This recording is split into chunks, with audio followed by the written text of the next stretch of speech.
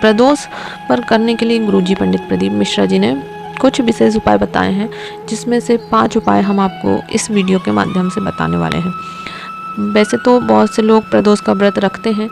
यदि आप व्रत नहीं रख पा रहे हैं तो गुरुजी ने बताया है कि एक विशेष उपाय यदि आप कर लेते हैं तो आपको प्रदोष के व्रत का फल प्राप्त हो जाता है और आपकी जो भी मनोकामना होती है वह पूरी हो जाती है।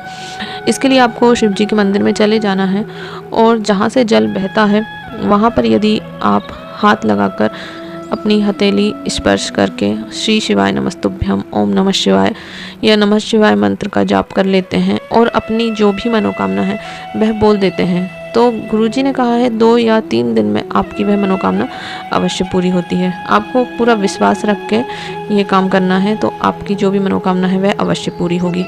बढ़ते हैं दूसरे विशेष उपाय की तरफ, जो कि आपको प्रदोष के दिन प्रदोष काल में करना है। प्रदोष काल का समय वह होता है जब सूर्यास्त होने वाला होता है और सूर्य अस्त के 45 मिनट पहले से सूर्यास्त के 45 मिनट बाद का जो समय होता है वह प्रदोष का समय होता है। तो प्रदोष के समय आप इस उपाय को कर सकते हैं।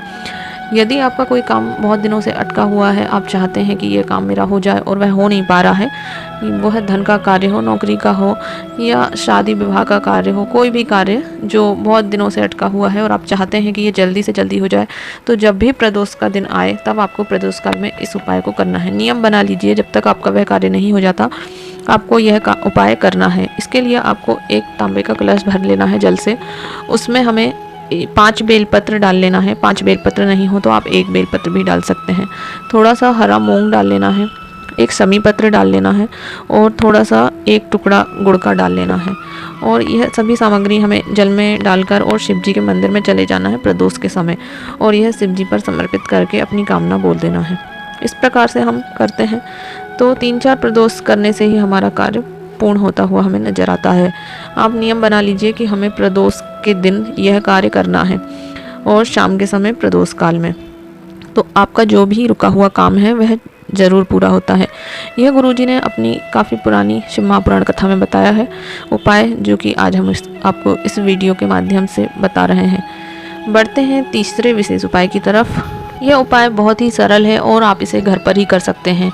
यदि आप मंदिर नहीं जा पा रहे हैं, व्रत नहीं रह सक रहे हैं, कहीं भी नहीं जा रहे हैं, घर पे ही हैं और आप चाहते हैं कि आपके घर में लक्ष्मी की वृद्धि हो, लक्ष्मी की कमी है आपके घर में, या कोई कार्य सिद्ध करना चाहते हैं, तो आप एक नियम बना लीजिए कि जब भी प्रदोष आए, महीने में 2 प्रदोष आते हैं, आप नियम बना लीजिए कि हमें हर प्रदोष यह करना है। आप एक घी का दीपक अपने घर के बाहर प्रज्वलित कीजिए। अपने घर के दरवाजे पर प्रदोष के दिन प्रदोष काल में 1 घी का दीपक अवश्य ही प्रज्वलित करें। लंबी बाती का दीपक बना लीजिए और या तो आप आटे का दीपक बना सकते हैं या आपके घर में जो भी दीपक उपलब्ध है आप वह दीपक ले लीजिए और नियम बना लीजिए कि हमें घर के बाहर प्रदोष काल में प्रदोष के समय 1 दीपक प्रज्वलित करना है और शिव जी का स्मरण करते हुए और अपने कार्य की सिद्धता के लिए हमें यह दीपक प्रज्वलित हम कर रहे हैं, तो वह कार्य भी बोलते हुए और शिव जी का स्मरण करते हुए हमें वह दीपक अपने द्वार पर प्रज्वलित करना है हर प्रदोष पर। बढ़ते हैं अगले उपाय की तरफ।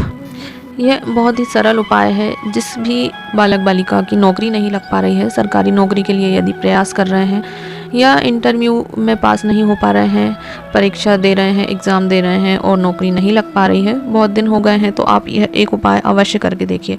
गुरुजी ने बताया है कि यदि आप एक बार भी करते हैं तो इससे आपको लाभ अवश्य प्राप्त होता है।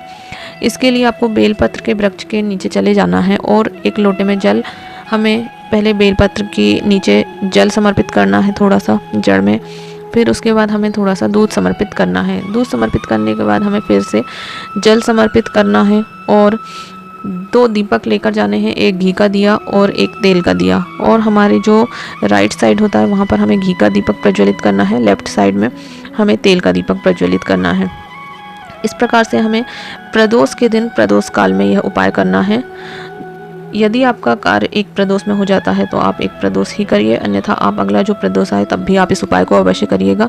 प्रदोष काल में प्रदोष के समय यदि हम इस प्रकार से यह कर लेते हैं और बेलपत्र के नीचे हमें प्रार्थना करना है शिव जी से नौकरी लगने के लिए और धूप देकर हमें चले आना है घर, इस प्रकार से हम कर लेते हैं तो एक ही बार यदि हम करते हैं तो हमारी नौकरी अवश्य लगती है, लाभ प्राप्त होने लगता है।